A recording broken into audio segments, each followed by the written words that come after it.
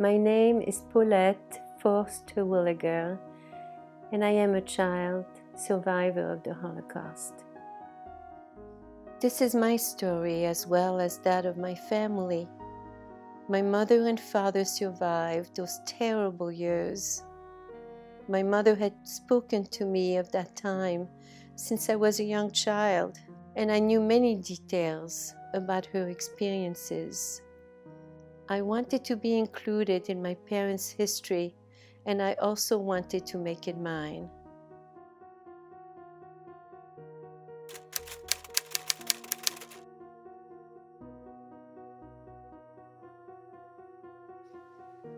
When she came out of the Rothschild Hospital in Paris with me, her newborn baby, it was late July 1942.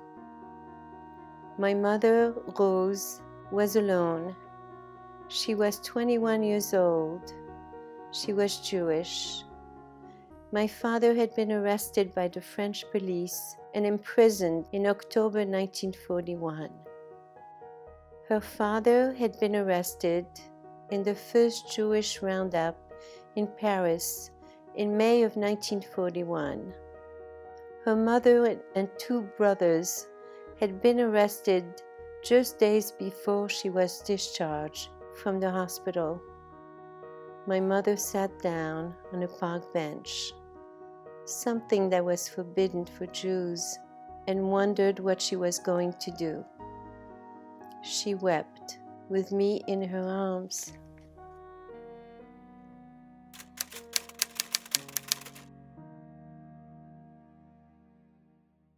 My mother's name was Reisla in Poland. She was born in Tarczyn in Poland in 1921. Her name was Reisla in Poland, but in France her name was Rose. And during the war, her name was Rosa. My mother had two brothers and three sisters, all younger than her. She was the eldest. And my grandfather in Poland was Shmuel, but when he moved to France, his name was Mayer. He called himself Mayer. My grandfather was a rabbi and a bon vivant. He liked to have big plans, which didn't always materialize. My grandmother was Fanny. My grandmother was the one who was a very responsible, she was a very strong kind of woman who very much made decisions in the household. They moved actually twice. The first time they lived in Drancy, outside of Paris. My mother was 10 or 11, and my mother has very good memories of that time. After they lived in Drancy for a while, my grandmother became pregnant with my youngest aunt, Riva. She wanted to go back to be with her mother in Poland, in Tarczyn. And so at that time, she went back just before the birth of her child, of Riva. During the time that she was there, my grandfather went to England and he got a post as a rabbi in England. He was all excited and ready to move his family there. But my grandmother absolutely refused. She wanted to go to Italy. So they did. When they were in Italy, in Fiume, Italy, my grandfather actually started a business. He was selling medals. But things were becoming difficult in Italy. There was talk of the government, the Italian government, Mussolini, of having laws in place that were against the Jews. And so I imagine there was some unrest that made them think that perhaps it was best to go back to France. And so in 1935, they went back and they lived in Paris. When they went back to Paris, they bought a restaurant, and they were doing quite well. They were serving kosher food. They lived in the 11th arrondissement at 108 Rue Oberkampf. They very much were part of the Jewish traditions, especially since my grandfather was a rabbi.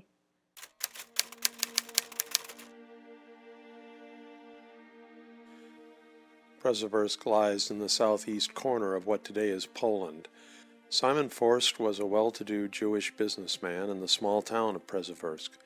He was married to Sabina Stockman. Together they had 5 children, 2 girls and 3 boys.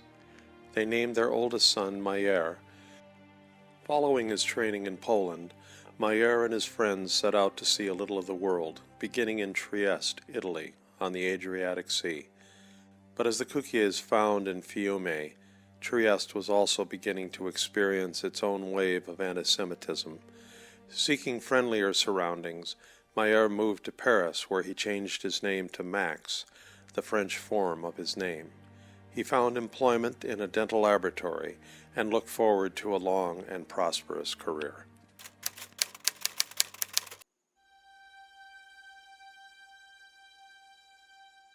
Families like those of Mayer and Fanny Cukier went about the business of trying to build a comfortable life for themselves and their children in their newly adopted country. Meanwhile, in 1935, French leaders searched for a way to rejuvenate a lackluster economy battered by the worldwide business depression. A great fair was planned to be held in Paris in the summer of 1937. Throngs of visitors strolled through the expanse of new buildings constructed to illustrate the prosperous and civilized modern world. The exposition was intended to promote peace and commerce among the nations. The black swastika within the blood-red flag of the German government fluttered on the steps of Albert Speer's modernistic tower, a tower topped by the German eagle clutching the swastika of the Nazis. Little did anyone perceive that in only 3 years the Nazi flag would fly from the very top of the Eiffel Tower, waving over a conquered France. The exposition ended amid very uncertain and dangerous times. By 1938, the world was becoming increasingly alarmed about the Nazis. In March, the German army marched into Austria without a shot being fired in the so-called Anschluss, or annexation of Austria. Waves of Jews headed out of the country looking for safety. At the same time, the Nazis were making life increasingly difficult for Jews in Germany. Anti-Semitic attacks were increasing in Italy and other European countries as well.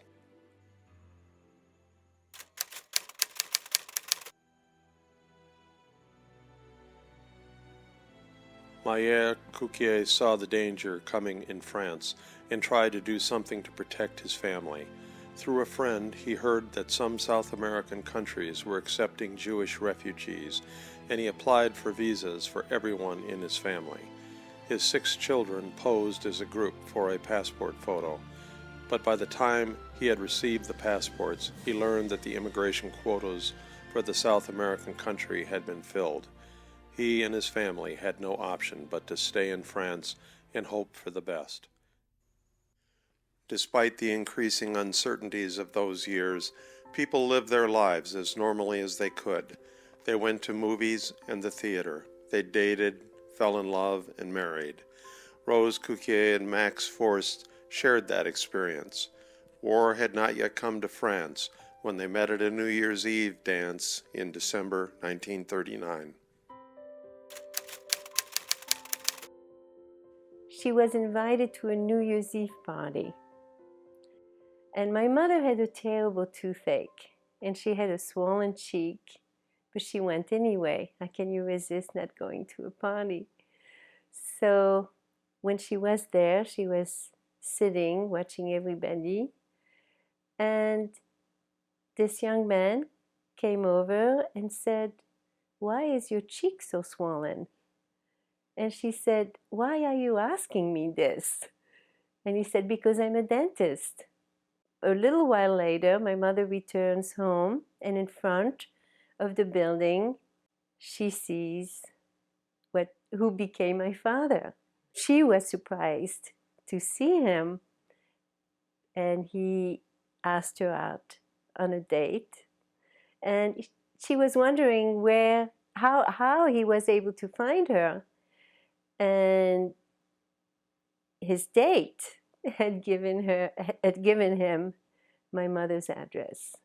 So they went out for a little while, and then one day they were coming back from a date, and my grandmother was standing in front of the building.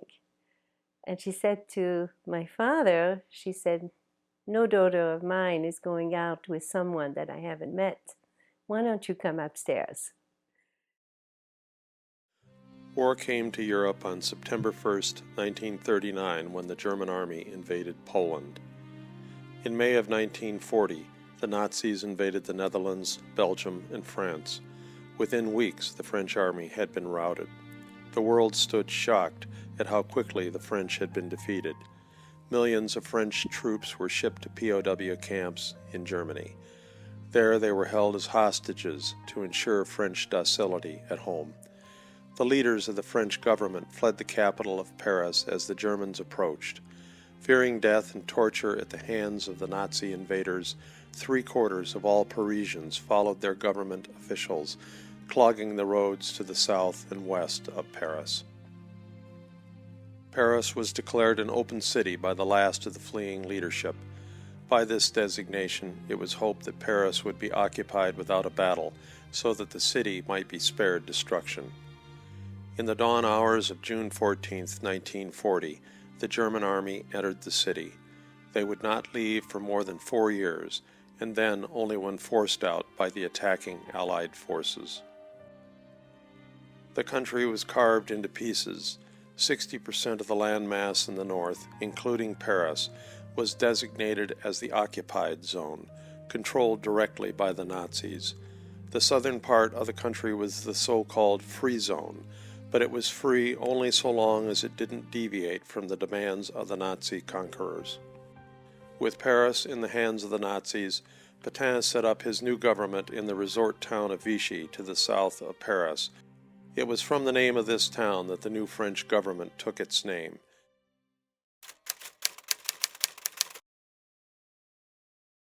They got married on March 16th, 1941. Of course, when they got married, they were not able to get married in a synagogue.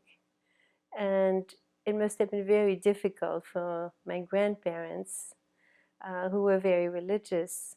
But what happened is that my grandparents had friends who had a very nice apartment, a beautiful apartment, and they suggested for my parents to get married in their apartment, and they actually set it up as if it were in a synagogue.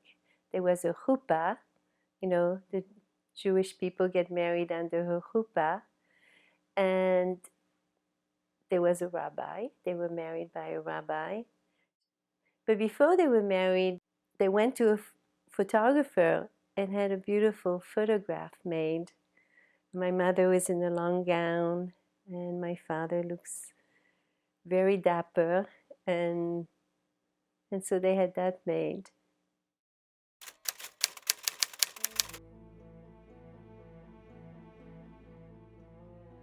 From its beginnings, the Vichy government displayed an openly hostile attitude towards Jews. The Pétain government implemented anti-Semitic measures even before the Nazis asked for them. Beginning in July 1940, naturalized Jews had their French citizenship revoked. Over the next 18 months, Jews were barred from participating in business and the professions, from attending theaters and visiting museums, from sitting in parks or riding on any but the last car of the metro. Finally, in June 1942, Jews in occupied France were required to wear a yellow Star of David sewn to their clothing with the word Juif, French for Jew, prominently displayed in the middle of the star.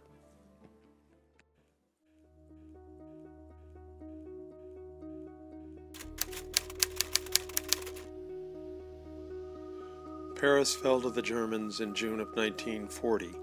By October 1940, the Vichy French government, under orders from the Germans, required that all Jews living in France report to their nearest police station and register for a special census that only applied to the Jews. In Paris, 150,000 Jews registered and received the requisite stamp of Juif, Jew, on their identity papers. Also in October of that year, the government issued its first Jewish ordinance, which defined just who was considered to be Jewish. The racial laws would continue to pour out of Vichy and become ever more vindictive. Despite the harsh laws, the bitterly cold winter of 1940-1941 was otherwise quiet for the Jews. In May of 1941, the quiet of Paris was shattered. 6,000 Jewish men between the ages of 18 and 60 received a small hand-delivered green card from their prefecture of police. The card required the recipient to go to their local police station on May 14th for an examination of his situation. 3,700 men obeyed. Those who arrived at the police station as requested were immediately arrested and sent to internment camps in the towns of Pithiviers and Bon-Laurent, both about 80 kilometers south of Paris. The roundups had begun. No one was certain what was to become of the men arrested, but most thought that they would eventually be released.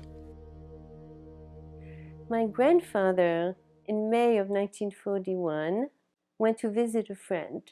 And when he got to his friend's apartment in Paris, his friend was not there.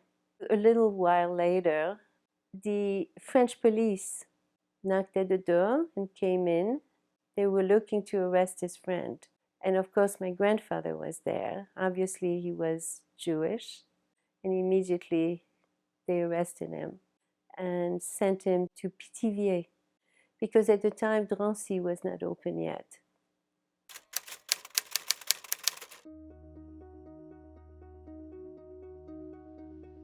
The summer passed. There had been no large-scale arrest of Jews since May. Then, on August 20th, the occupying German command required the Vichy French government to initiate a massive second roundup of Jewish men. The French police sealed off the streets and metro stations to the entire 11th arrondissement, the most heavily populated Jewish area in Paris. Armed with the special census data collected the previous October, the police went searching for 5,800 men between the ages of 18 and 50. They found and arrested 2,900 of them. Many others had heard rumors of a coming roundup and stayed away from home that day. The Nazis were not satisfied. The French police continued to scour Paris for several more days, adding another 1,000 Jewish men to those already captive. The men were the first to be taken to a half-finished public housing project, which the French turned into a makeshift prison. The name of the prison was taken from the town, Drancy. It would become infamous in the annals of France. Rose and Max were not living in the 11th arrondissement, and Max was not arrested during the August roundup. But the police had been looking for him at his old registered address, which was in a hotel where he rented a room before he married Rose in March 1941.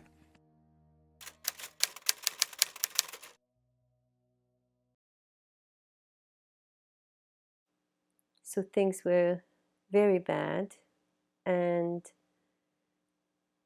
my mother and my father decided that my father should leave Paris and go to the free zone.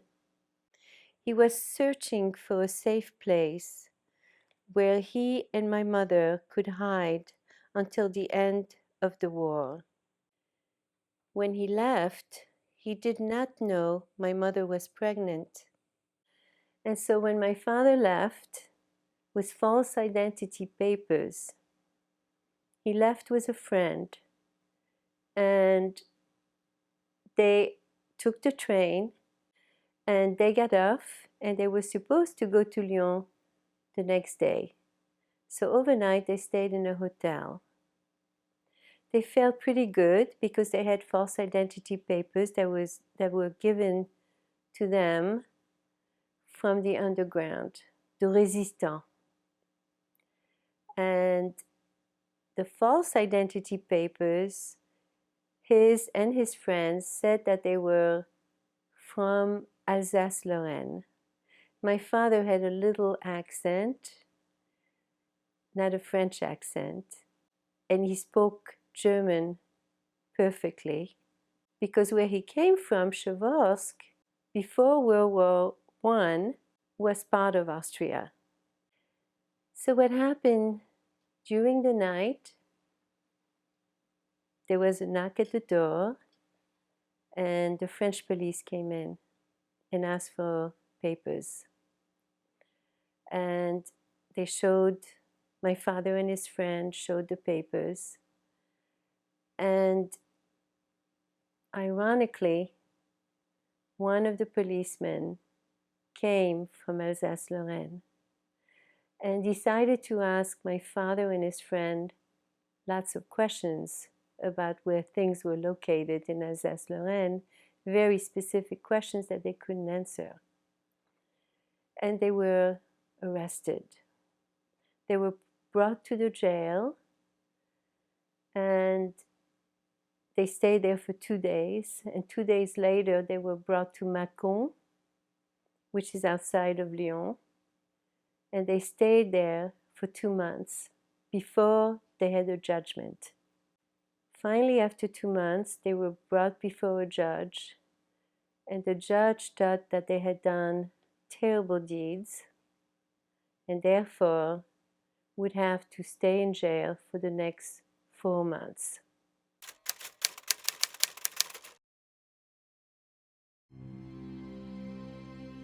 In late autumn of 1941, Max was in prison in Lyon.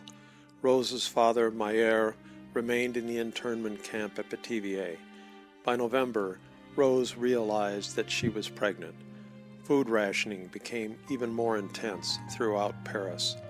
The winter was again colder than normal, and people struggled simply to stay warm and ward off hunger. On March 27, 1942, the first deportation train with 1,000 Jewish prisoners left Drancy for what was euphemistically termed the East, a code word for Auschwitz. 76 more trains would follow in the next 2 years.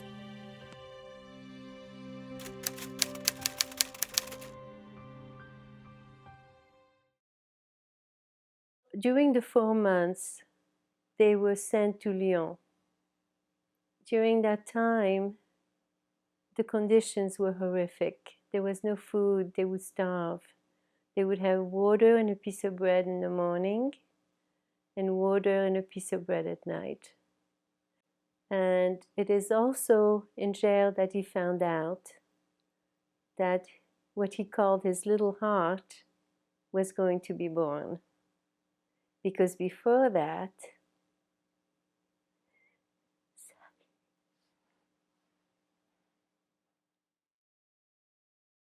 and he speaks in his journal that he wanted to live for his wife, that he called his big heart, and his little heart, who was me. And so I think that gave him courage to survive this ordeal.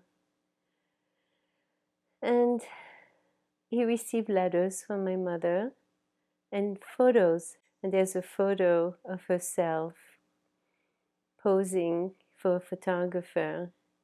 And you can obviously see that she's pregnant and she is wearing the Jewish star, the yellow star.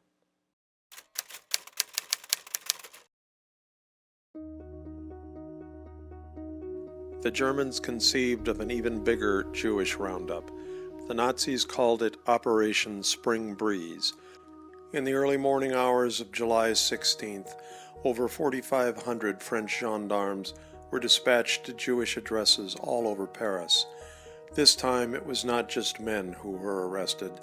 Men, women, and even children over the age of 2 were also hauled away by the gendarmes.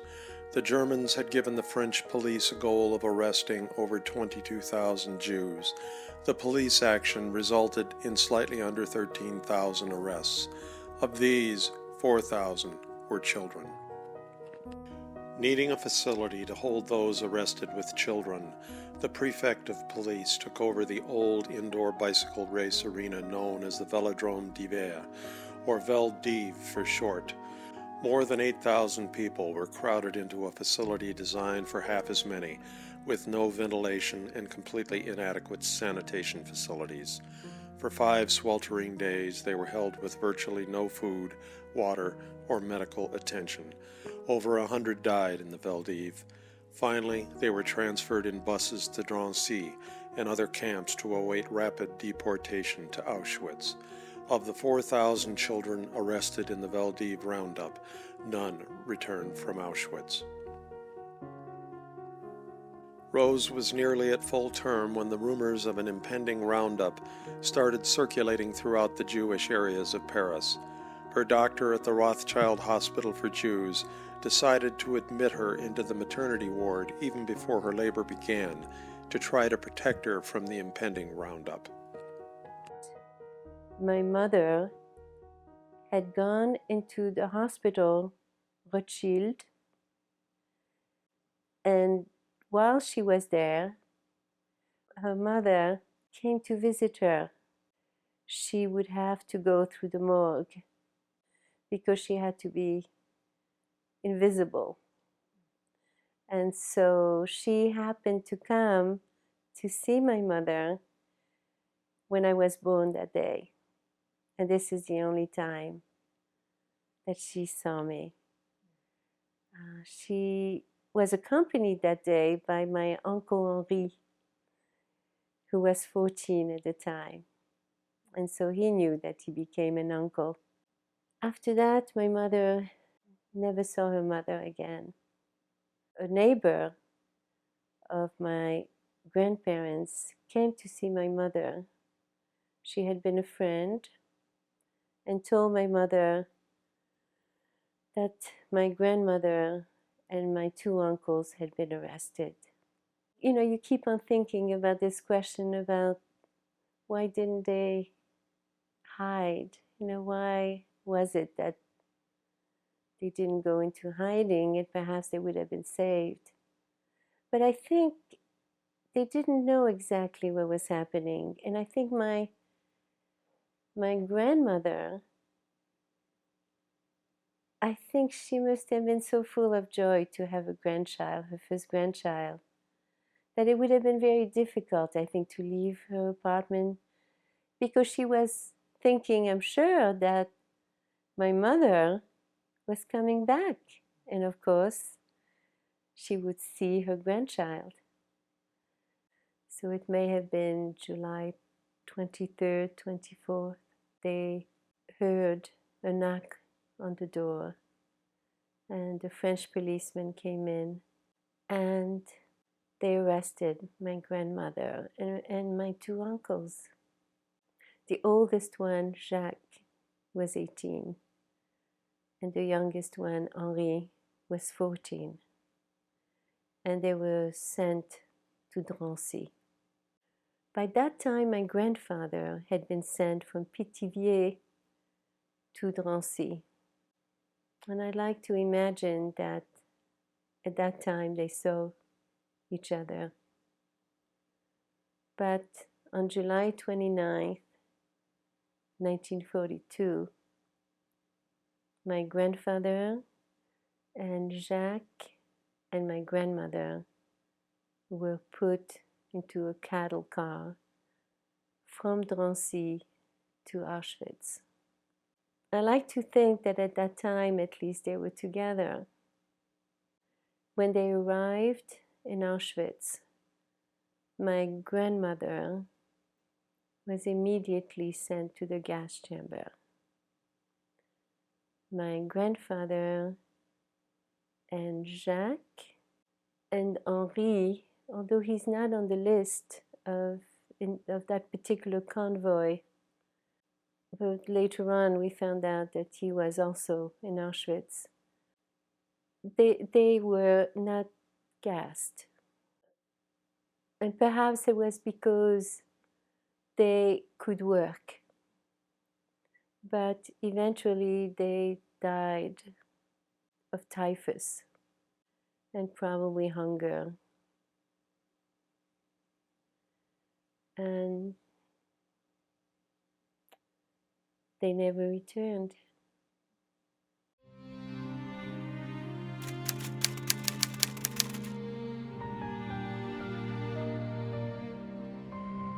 When my mother came out of the hospital, she didn't know what to do. She didn't know where to go. She couldn't go to her mother's. She decided to go back to her apartment, the apartment where my parents lived before the war. And she went back there. It had been padlocked by the French police. And she managed to get back into her apartment and was there for the next 2 months by herself. During that time, she received a letter from the Goldsteins. The Goldsteins were a family who were hiding in Pradines. Madame Goldstein's husband was a distant cousin of my father's. And she had a great attachment to my mother. She wanted to know what was happening and had written this letter to the address that she knew. My mother received this letter telling her to come to Pradines because in Pradines there were villagers who were willing to take in Jews.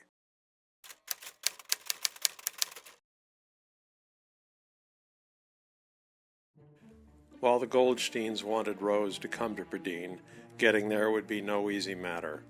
While travel within the occupied zone was possible, travel between the occupied zone and free zone required a special permit from the German and Vichy governments, a permit which was difficult to obtain under the best of circumstances.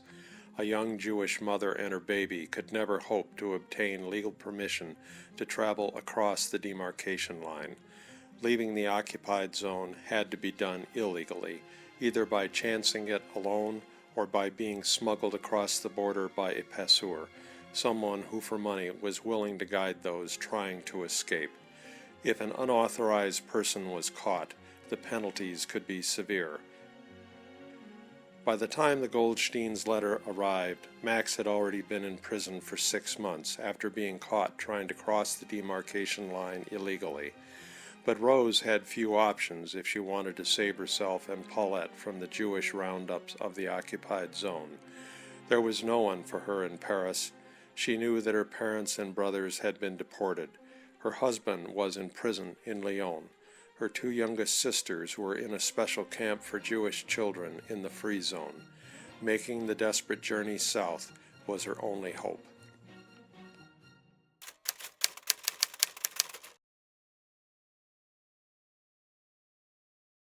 She had a friend, Blanche, who had gone to Lyon with her husband to be in a safe area. And Blanche had 2 sisters who were still in Paris.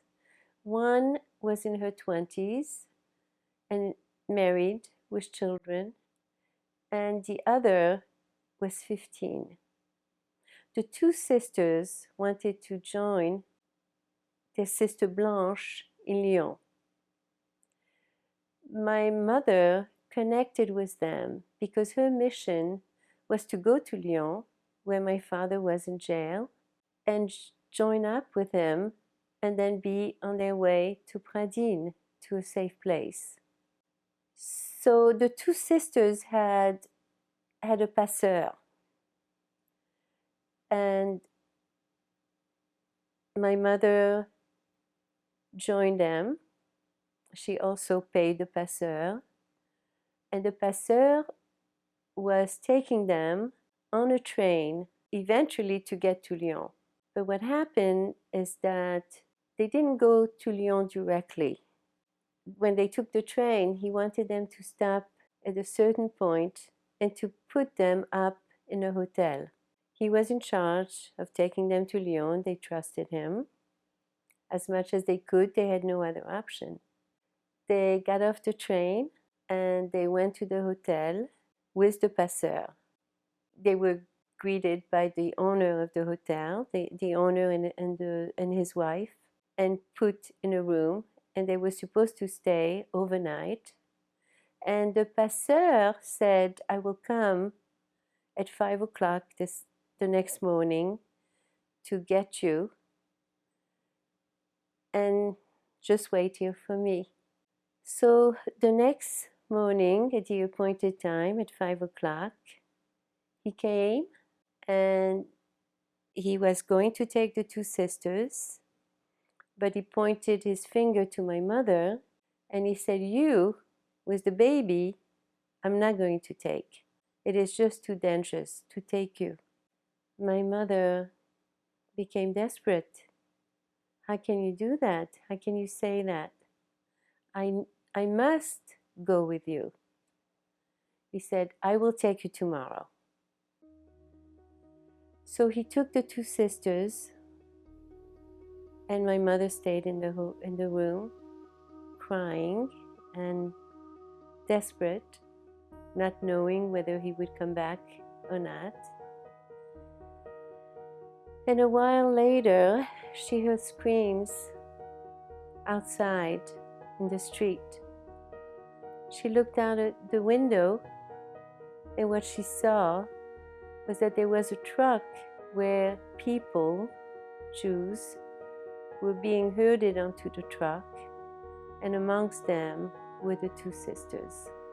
And she just couldn't believe what she saw. And at that point, she felt that this was the end, because of course he would never come back for her.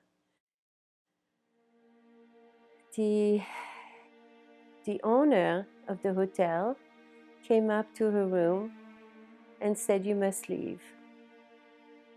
You're a Jew, you are Jewish, we know you are Jewish, it is just too dangerous for us.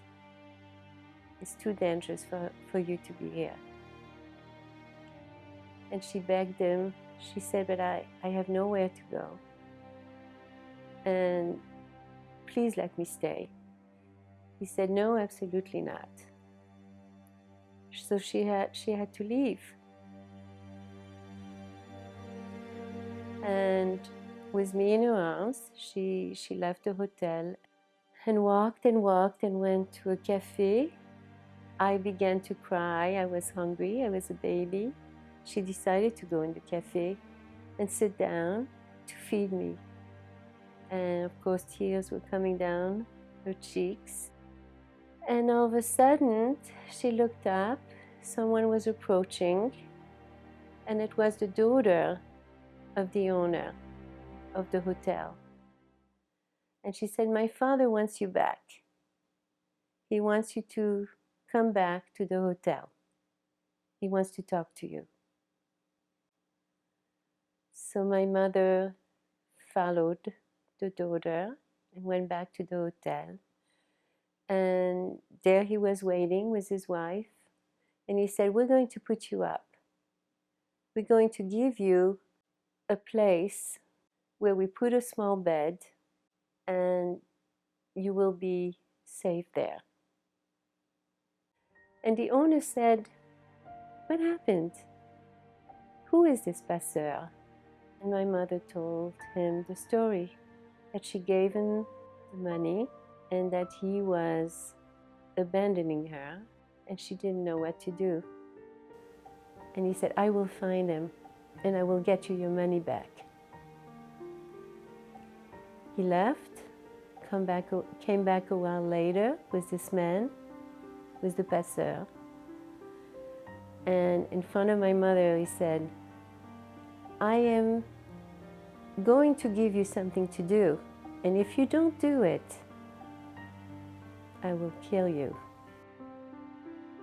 The passeur became afraid and said, I will do it. Tell me what I need to do. The owner of the hotel said to this man, to the passeur, we will take the baby. She will leave the baby here, and you take her, because it will be safer this way. And then we will bring the baby to her. My mother said, absolutely not. I will not leave my baby here. I must take her with me. So the passeur said, I will come for you at 11 o'clock. There was no choice. You had to trust whatever.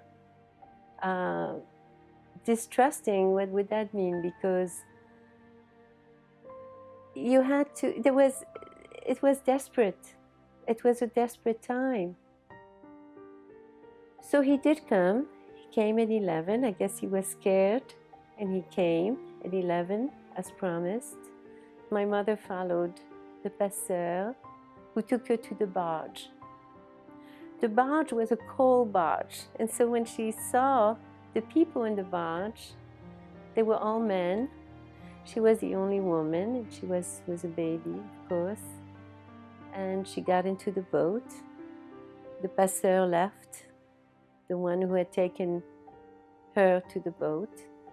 And the passeur from the boat said, you sit down in this boat, but I don't want to hear any crying from this baby. And they went on their way. They were in the boat for a while before they arrived at a bridge. They stopped under the bridge, and the passeur said to my mother, you must leave now. You follow the railroad tracks, and they will lead you to a house. The first house you see, go to that house, and you knock on the door. They'll know who you are.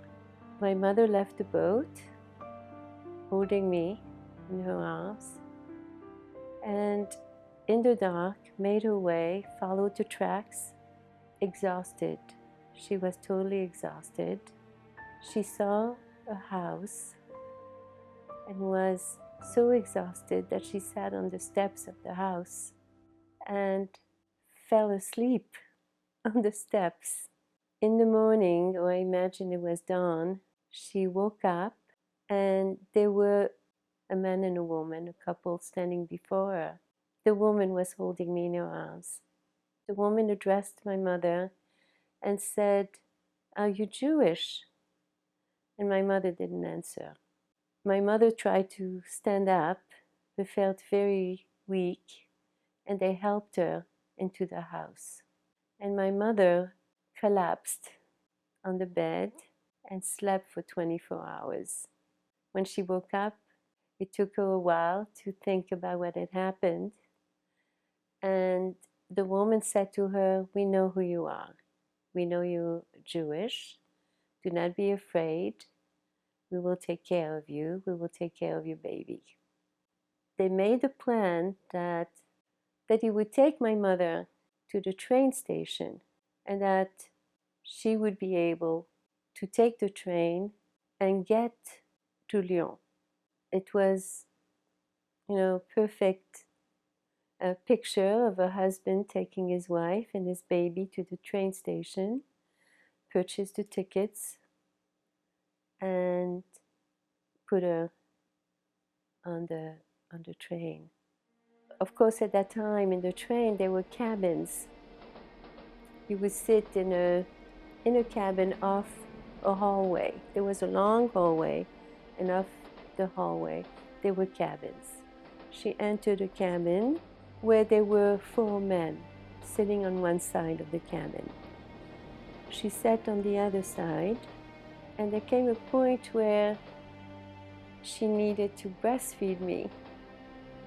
And of course she was very modest, and she went into the hallway. And one of the men followed her into the hallway, and he said to her, are you Jewish? And she didn't answer. And he said, I'm a detective, and you can trust me. And he said, "Where are you going?" And she said, "I'm going to Lyon." He said, "There are 2 stops in Lyon. Take the first one, because the second one, there are Gestapo all over the station." He said, "Good luck to you," and he disappeared. She followed his advice and got off at the first station in Lyon. He also had told her that when she got to the first station, in order to where she wanted to be, she needed to take a bus. And bus was number 17, and that she would have to leave the station, and the bus station was right outside. So she got off at the first station in Lyon, and as she came out of that station, bus number 17 was waiting there. It was just pure luck.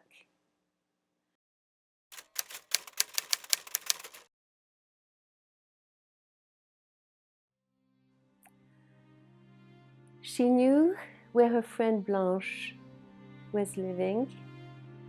Blanche's husband opened the door and saw my mother. They didn't know when to expect her. Blanche came to join them, and she said, "Where are my sisters?" And my mother had to tell her what happened. Blanche became hysterical. She said, "How could they have taken my sisters and not you? How could this have happened?" And my mother says that after that, Blanche was very unkind to her. She was there for quite a while, but she was sleeping on the floor, and I was put,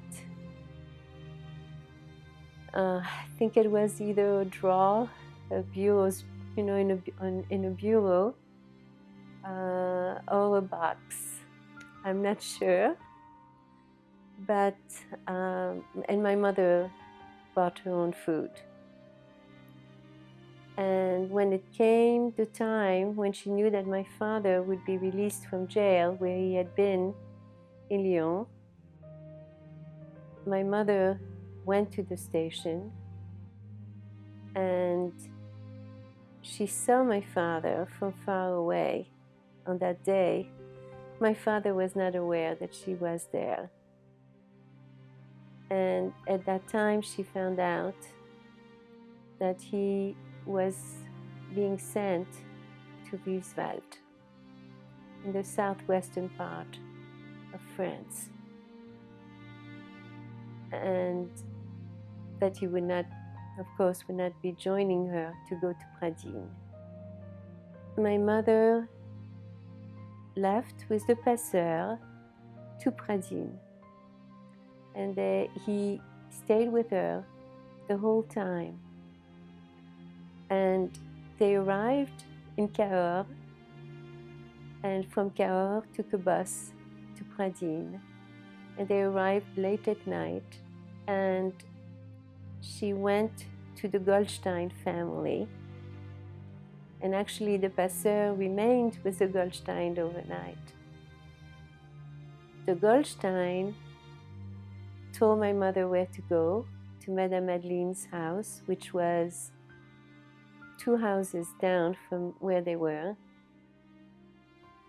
And this is when she met Madame Madeleine for the first time, and Madame Madeleine took her in and put me immediately into one of those French duvets.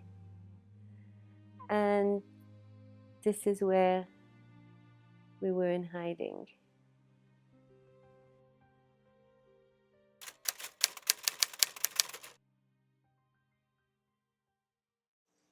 He was very much looking forward for the year to be over, and so he could rejoin his wife and his child, because during that time I had been born.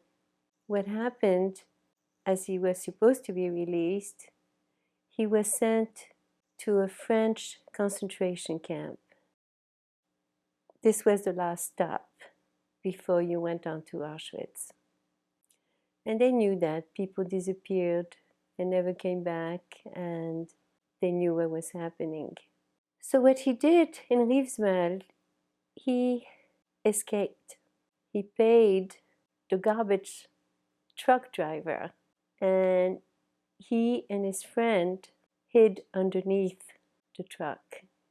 But in the little village where they had stopped, the people were aware that these were two men who most likely had escaped from the concentration camp. Their heads were shaven, they were skinny as could be, and someone reported them. And what happened, they were sent back to Riefswald. They were put in a barrack. This was the place where in the next week they would have gone to Auschwitz. So my father knew that he had nothing to lose. What they would do there is they would take men to work. It was really like forced labor.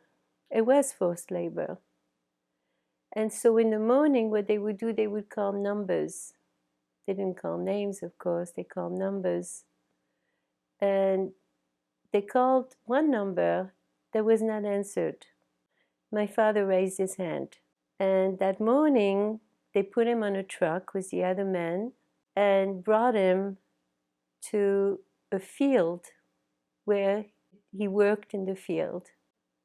They would remain there for a while because they needed people to work. They were able to actually go to different areas, and he managed to escape.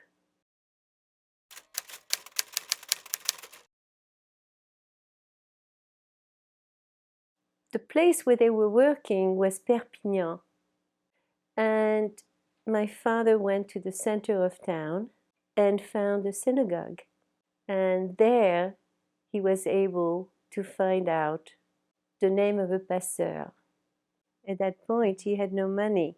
He sent my mother a telegram for her to send him money. Of course, it was written, "I am out of the hospital. I am fine. Please send me money. Marie."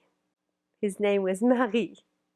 So he goes with the pasteur to a hotel. The pasteur was going to put him up in a hotel while he would get false identity papers for him.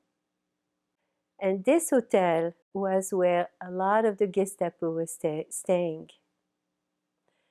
And the reason why this pasteur put him there is because if you were in the midst of the Gestapo, they assumed that you were not Jewish, because what would a Jew be doing in this hotel? He stays there expecting the pasteur to come back with his papers, his false identity papers. The pasteur, after a week, doesn't show up. My father sees him every so often because he did come out of the hotel and would see this pasteur every so often and would say, "What happened to my papers?" And at the end, finally, after a month, the pasteur admits that he is not able to get papers for him. My father said, "You can't get me papers. Why don't you get me another pasteur?" "I'll do that," he said to my father, "but you need to give me more money." And my father gave him more money.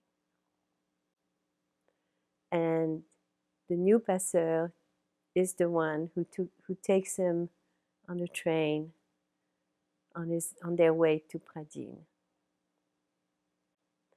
And they arrived in Cahors. In Cahors, you had to walk about 6 miles to get to Pradines, where my mother and I were in hiding. They finally got to Pradines, and my father made a mistake. He thought it was Madame Madeleine's house, but he went 2 houses down, and who opened the door was Madame Goldstein.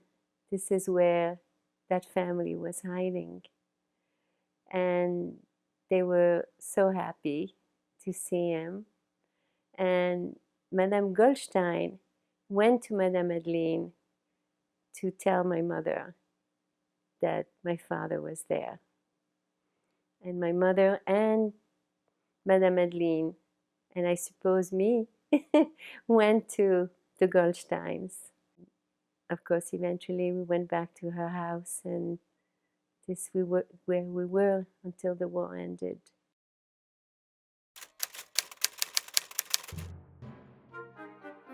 In November 1942, the Allied forces invaded North Africa. To increase the German defenses along the southern coast of France, the Nazis violated their own armistice with the Vichy French government and occupied the entire country, including the area in the south previously known as the Free Zone. Needing barracks for their new troops in the region, the Germans accelerated the deportations from Rivesaltes and then took over the camp as an army base. If Max had remained in the camp for another 2 weeks, he would certainly have been sent to Auschwitz with the last of the prisoners. Patrols of the countryside by the Gestapo and German army units became more frequent throughout the south of France. The Vichy government could no longer protect its own citizens, and the Nazi efforts to find and capture Jewish families increased relentlessly. Those who were found were either deported or killed on the spot. The French families who had sheltered them met the same fate. The war dragged on into 1943 with no end in sight. The only hope for the Jews was to remain hidden, and the best hiding places were the tiny towns and farms of the region.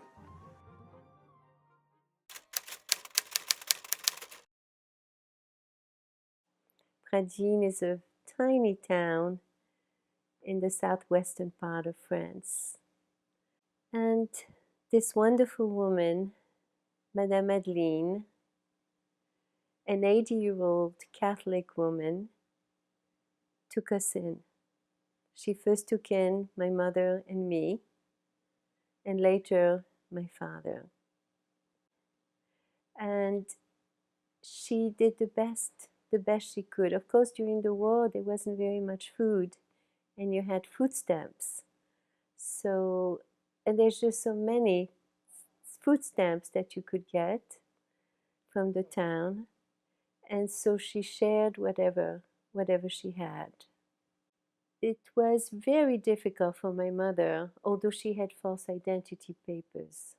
She was able to leave Madame Madeleine's house, but it was difficult because no one knew that she had a husband. And she came to Pradines, a very small town where everyone knew each other. And they would see my mother with a baby, with a child. And of course, there was no husband around. So my mother had a very bad reputation. Of course, at that time, the man was sent to Germany to work in Germany. So there were no men in the village. And so my father couldn't come out, even though he could have had false identity papers. But if the villagers had seen a man in the village, they certainly would have wondered who he was. She had raised a granddaughter, Hélène, until the age of 12. And Hélène had 2 sisters.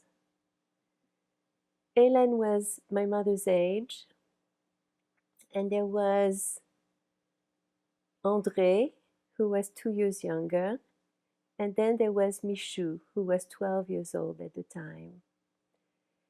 And the story that I heard was that Michou would come to her grandmother's, would come home from school for lunch every day and never knew that my father was there. he was hiding whenever there would be somebody there or some kind of warning. And she was very surprised later on to find out that my father had been hiding there all that time. He hid most of the time in the little room that was my parents' in that house.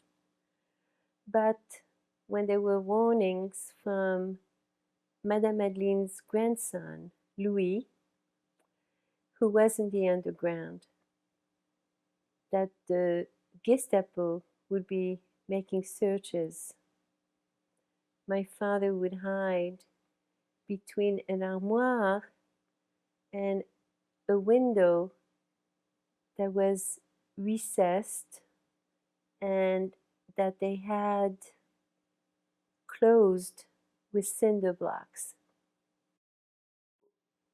They did come one time, and I had already begun to walk and to speak, and so it was becoming more and more dangerous because that time when the Gestapo came to do a search, I went to the armoire and I said, Papa.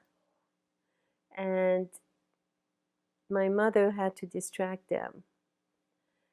And I think that it's at that point that they realized that it was getting very difficult to have me with them. Hélène, the eldest granddaughter, tells stories about how she played cards with my mother and my father. She was the only one who knew that my father was there, but she didn't know his name. She called him lui, which in French means him, because to know his name would have been too dangerous for everyone. So she didn't know his name, and if she had been interrogated, she would not have been able to speak about him, to say his name. Every so often, Louis would warn us that the Gestapo, who had a headquarters in Cahors, would be doing searches. And so at times we had to leave Madame Madeline's. And one of the places where we went to hide was in a little cabin in the woods. And the owner wanted to be paid, although it was a shack. They promised that my father would find a job and they would pay. They would pay him. And he said, okay. And we were in this little cabin for a while when one day they heard sounds outside. And there were two French policemen outside of the door. Of course, they didn't answer the door. And after half an hour, the policeman left. During that time, so I wouldn't make any sound, my father put his hand on my mouth. It was just amazing that they left.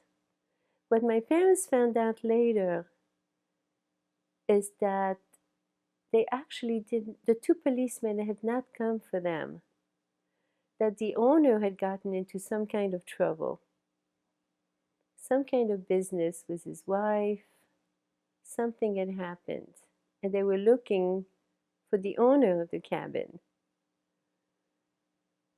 But my parents left the next day.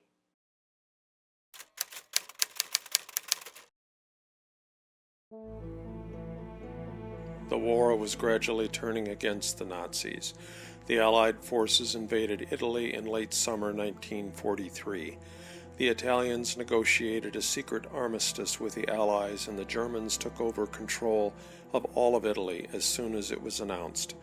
The battle for Italy would be a bitter fight against the Nazis. France remained under German control, although organized attacks by the French resistance forces were becoming more frequent in early 1944. German patrols increased to both suppress the resistance and accelerate the roundup of Jews for deportation. The need to remain hidden was ever more important for Jewish families throughout France.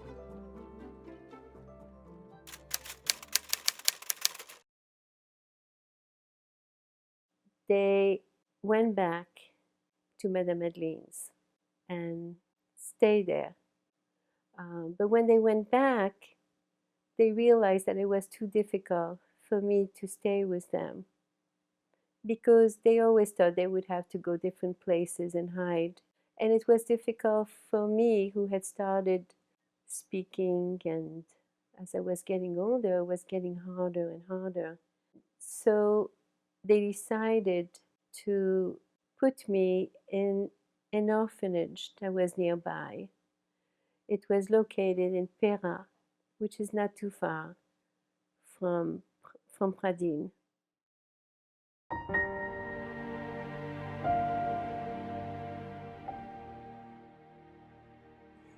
Dearest Paulette, I just want you to read this article I cut out from the papers. Paulette, you also were a child in hiding. I am glad those stories are coming out in the open for people to understand how tragic it was to have a young child during the Nazis' occupation. Your father was in concentration camp, and I had to find a way to save ourselves, and most of all, how to save you. I was so young, 21 years old, and you were just born. You were a beautiful, innocent baby. And with all my strength, I was going to save you, no matter what the price.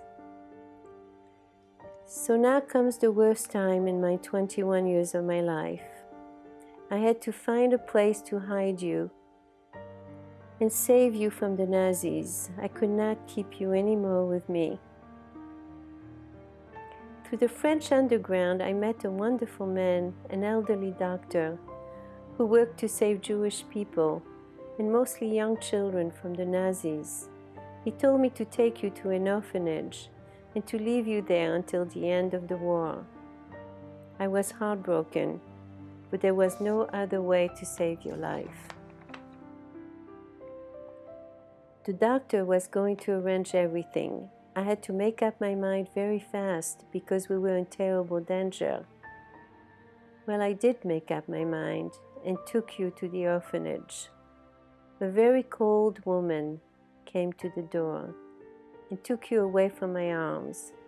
You looked at me in surprise, and you started to scream with all your strength, asking me not to leave you, pleading with me, begging me. And when I walked away with a broken heart, I could hear your screams. I ran for miles without any feelings. I wanted to die, but I also wanted to live, because maybe there was a chance of survival. Well, today is my birthday.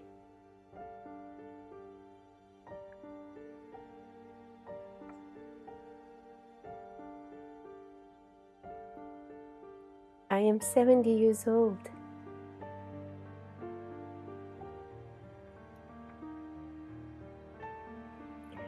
I wanted to know. I wanted you to know this story.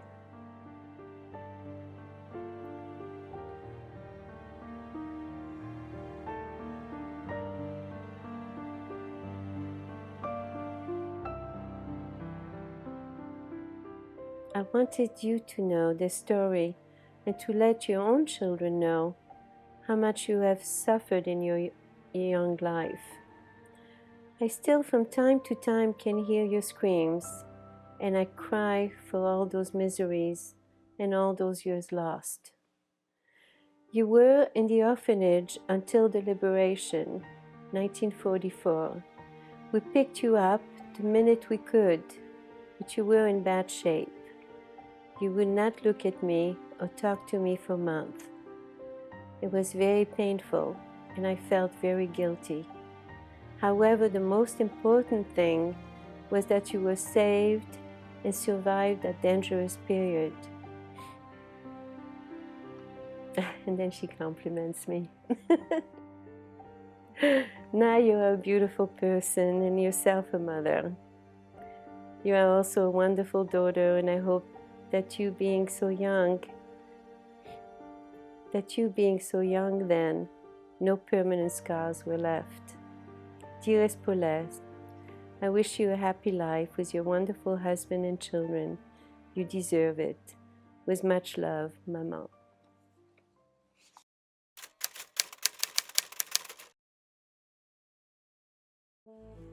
The Allied invasion of France began in Normandy on June 6, 1944. The Germans fought ferociously to hold on to the region, but were slowly pushed back by the advancing Allies. On August 15th, Allied forces began a second major landing on the Mediterranean coast in the south of France near Toulon. The Germans were being squeezed from both directions. Fighting in the south ended quickly as the Germans retreated to help reinforce their armies further north. By late August, the entire region around Pradines had been liberated. Thankfully, the village was never the site of an armed battle. Paris was recaptured by the Allies on August 25th. The French tricolors once again flew from the Eiffel Tower.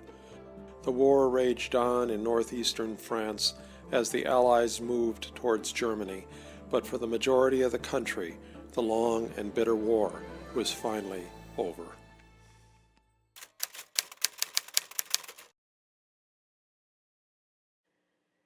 They went back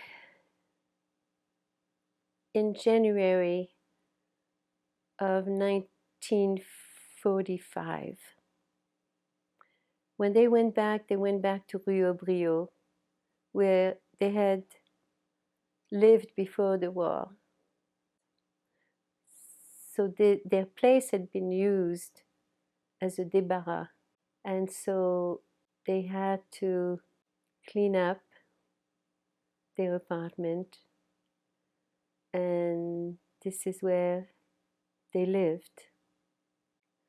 When they came back, of course, they wanted to know about my mother's family, about my mother's sisters. And there were places in Paris where you would put your name. One of them was a hotel where people would put their names on a list, and people who had come back, if they had survived, would look for their family. And my parents found out that Riva and Betty and Hélène had survived. So they reunited, and of course there was a very happy reunion. At the same time, it was very difficult because they knew that they no longer had parents and that my two uncles had perished in the war.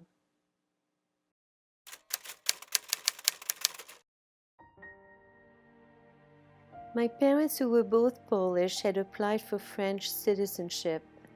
The French refused their application. They reapplied later, but were turned away again. It was difficult for my parents to understand the French government's decision, since they had two children who were born in France. About that time, they began to think about moving to the United States. My aunt Hélène, one of my mother's three sisters, had married an American GI in Paris at the end of the war. She was one of the first war brides to arrive in Norwalk, Connecticut. She wrote letters letting us know how well she was doing and that she wanted her sisters to join her. My parents applied for a visa, but there was a quota at that time. We waited 6 years until we finally received the news that we could leave France.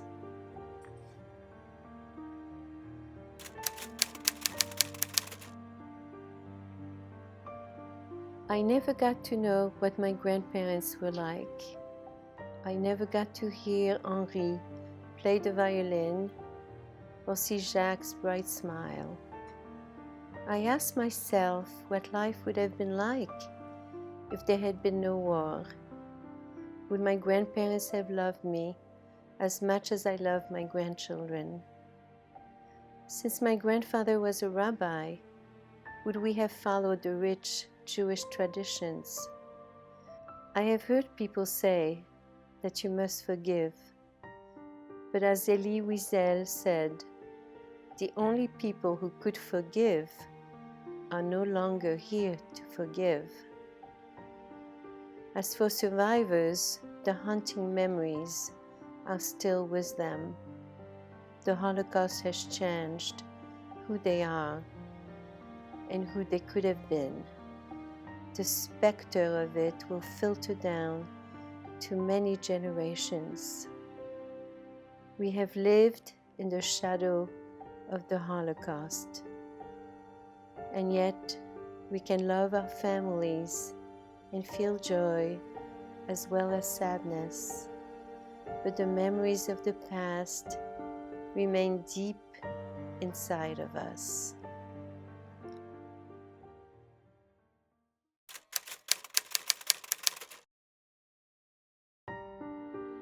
Madame Madeleine died in 1950. After the war ended, she never spoke of having hidden Paulette and her family. Rose and her three sisters, Helene, Betty, and Reva, emigrated to the United States. All of them married and had children. Paulette graduated from the University of Connecticut, where she met and married Bill Terwilliger. They have 2 children and 3 grandchildren. Max Force died in 1979. Several years later, Rose remarried. Rose and her sisters are all alive and live in Connecticut, Florida, and New Mexico. Reva became an accomplished artist. Her past inspired her to paint many paintings dealing with the Holocaust. One in particular, A Knock at the Door, a portrait of her mother and brother, was the inspiration for this film's title. Paulette returned to Perdine. In 2008, she and her husband Bill made a journey which covered thousands of miles in 63 years. She came at the invitation of Monsieur Jean-Marie Gary, a resident amateur historian and village government associate. Jean-Marie told her in a response to her email inquiry that the 3 granddaughters of Madame Madeleine were still living in the village. Paulette knew she had to meet them. She needed to thank Madame Madeleine by making the pilgrimage to her grave. Paulette met the granddaughters, Helene, André, and Michou, who had so long ago been part of her life. She visited the house where Madame Madeleine had lived and saw firsthand the small space in which her father had hidden. She knelt at Madame Madeleine's grave and felt overwhelming gratitude to this brave woman for having hidden her family at the risk of her own life. Paulette needed to repay the debt of being a survivor as best she could. She knew of people who had been recognized by the Jewish organization Yad Vashem as righteous among the nations. Those designated for this high honor were non-Jews who risked their lives to save Jewish people. Paulette believed that Madame Madeleine should be recognized as well. After several years in which Paulette and Bill provided many documents and testimonials, Yad Vashem chose to honor not only Madame Madeleine, but her granddaughter Helene and grandson Louis for their efforts to help save Paulette's family. In 2011, Helene, the only survivor of the 3, received the medal which recognized her, her brother, and grandmother as righteous among the nations. Their names are inscribed on the Wall of Honor in both Paris and Jerusalem. At the time, Helene was also honored with the La Croix de Chevalier de la Légion d'Honneur, the highest honor which can be bestowed by the French government. Many people helped Rose, Max, and Paulette survive those terrible years. Most did so in small ways, But an 80-year-old Catholic grandmother had the courage to do what she knew to be right, despite the fact that it might have cost her her life, and that has made all the difference.